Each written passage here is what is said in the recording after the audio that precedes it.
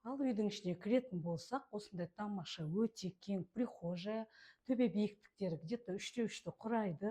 Кірген кезде сол жақ беткейімізде бірінші санузел, мінекей гостевой санузел, кіріп қол жуып, ары қарай ішке төрлетеміз.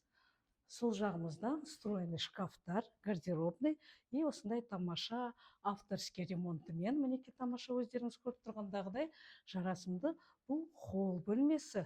Мінекей мынау тоже гостиная, осындай тамаша өзіне үйлесімді жиһаздарымен, кондиционер орнатылған, бәрі соңғы неоклассикадағы ремонт.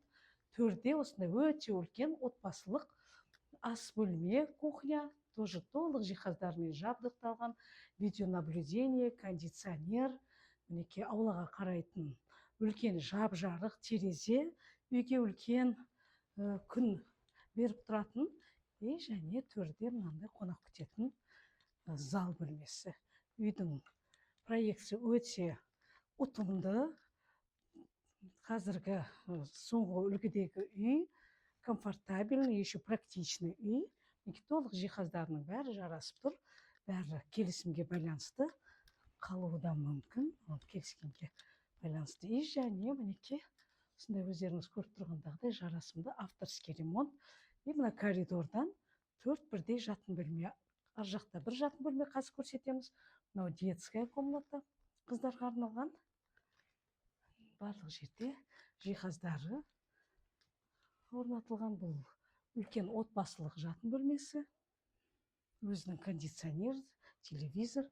Мынау ұл балдарға арналған осындай тоже керемет стильная комната. И мынау осы жатын бөлмелерге арналған үлкен санузел, ванная комната, жуынатын бөлме. И және кіреберісте тоже мынандай бір жатын бөлмеміз бар. Мінекей осындай тамаша, өте қаланың қымбат районында. Бұл жерде жердің өзі 100 миллион тұрады, а бұл үй қазіргі талапқа сай, бағасы да нарықтан төмен.